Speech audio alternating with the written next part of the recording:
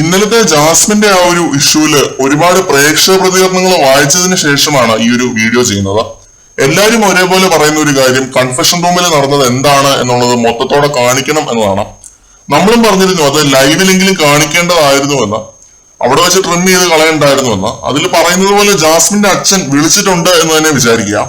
ഒരു പോസിബിലിറ്റി ആയിട്ട് എടുക്കാം, നിന്റെ എൻഗേജ്മെന്റ് മുടങ്ങി അല്ലെങ്കിൽ നിന്റെ ബോയ് ഫ്രണ്ട് പിണങ്ങിപ്പോയി, പുറത്ത് നിനക്ക് ഭയങ്കര നെഗറ്റീവ് ആണ് എന്ന് പറഞ്ഞിട്ടുണ്ടാവും എന്നാണ് ഞാൻ കരുതുന്നത്. പിന്നെ ഒരു പോസിബിലിറ്റി, ബിഗ് ബോസ് തന്നെ പറഞ്ഞിട്ടുണ്ടാവും ജാസ്മിന് പുറത്ത് നെഗറ്റീവ് ആണ് എന്നുള്ളത്. അച്ഛൻ വിളിച്ചു എന്നുള്ളൊരു കള്ളമായിരിക്കും, എന്നിട്ട് ബിഗ് ബോസ് തന്നെ ഹിന്റുകൾ കൊടുത്തിട്ടുണ്ടാവും.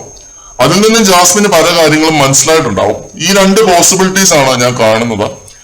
അങ്ങനെ ജാസ്മിന്റെ അച്ഛൻ ജാസ്മിനോട് പറഞ്ഞിട്ടുണ്ട് എന്ന് തന്നെ വിചാരിക്കുക. അത് മറ്റുള്ള കണ്ടസ്റ്റൻസിനോടും നമ്മളോടും ബിഗ് ബോസ് കാണിച്ചൊരു വലിയ അനീതി തന്നെയാണ്. കാരണം പുറത്തെ ഒരു വിവരമാണ് ജാസ്മിന്റെ ചെവിയിലേക്ക് എത്തിച്ചിരിക്കുന്നത്.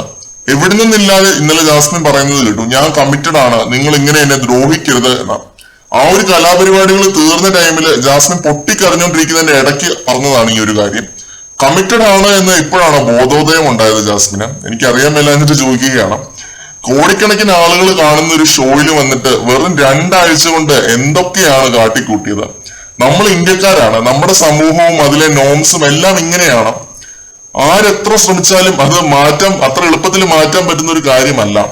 അപ്പൊ ബിഗ് ബോസിൽ കയറുന്നവർ ചെയ്യേണ്ടത് ഈ ഒരു സൊസൈറ്റിയുടെ പൾസ് അറിയുക എന്നുള്ളൊരു കാര്യമാണ്. ഇപ്പൊ ഒരു ഉദാഹരണം പറയാനാണെങ്കിൽ, ജാസ്മിന്റെ അതേ സിമിലർ ബാക്ക്ഗ്രൗണ്ടിൽ നിന്നും ബിഗ് ബോസിന്റെ കഴിഞ്ഞ സീസണിൽ വന്ന ഒരു കണ്ടസ്റ്റന്റ് ആണ് റനീഷ റഹ്മാൻ.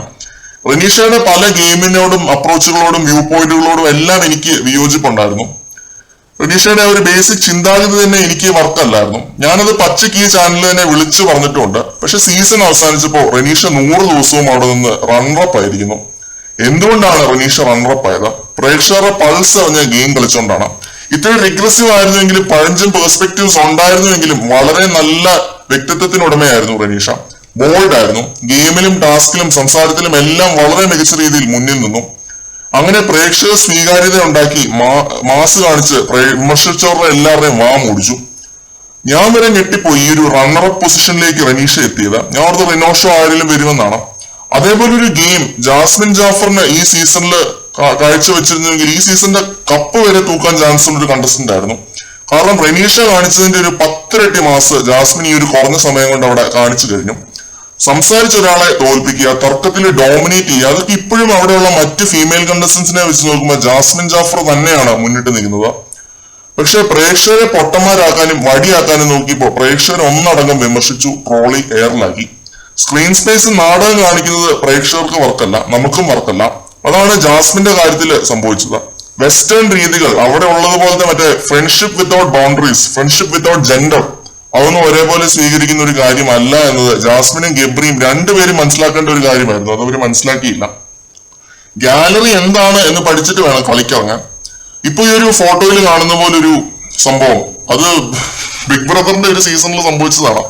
നമ്മുടെ ഏതെങ്കിലും ബിഗ് ബോസ് മലയാളം സീസണിൽ നടന്നാൽ എന്താകും അവസ്ഥ? ന്യൂഡിറ്റി പ്രോത്സാഹിപ്പിക്കുന്നു എന്ന് പറഞ്ഞ് രാത്രിക്ക് രാത്രി ആരെങ്കിലും പോയി ഒരു കേസ് കൊടുക്കും, ഷോ നിർത്തിക്കും. ലാലേട്ടനെ അടക്കം എല്ലാരെയും എയറിൽ കയറ്റും. നമ്മുടെ സമൂഹം ഇങ്ങനെയാണ്. അത്രയ്ക്ക് മാസ് അപ്പീലുള്ള ഒരു ഷോ ആണ് ബിഗ് ബോസ്. അത് മനസ്സിലാക്കി നോക്കിയും കണ്ടും കളിക്കണമായിരുന്നു ജാസ്മിനും ഗബ്രിയും. എന്തായാലും എനിക്കൊരൊറ്റ കാര്യമേ ലാസ്റ്റ് ആയിട്ട് പറയാനുള്ളൂ. ഇന്നലെ കൺഫെഷൻ റൂമിൽ നടന്നത് എന്താണ് എന്നുള്ളത് അവര് യൂട്യൂബിലെങ്കിലും ഒന്ന് എയർ ചെയ്ത് വിടണം ഏഷ്യനെറ്റ്. എന്നാൽ മാത്രമേ നമുക്കും ഈ ഒരു വിഷയത്തിൽ കുറെ കൂടി ക്ലാരിറ്റി കിട്ടിയിട്ട് സംസാരിക്കാൻ പറ്റത്തുള്ളൂ. നമ്മൾ ഈ ആദ്യം പറഞ്ഞതെല്ലാം ഊഹാപോഹങ്ങളാണ്. എന്താണ് പറഞ്ഞത് എന്നുള്ളത് നമുക്കറിയില്ല. ജാസ്മിൻ അത്രയും തളരാൻ കാരണമായതും എന്താണ് എന്ന് നമുക്കറിയില്ല.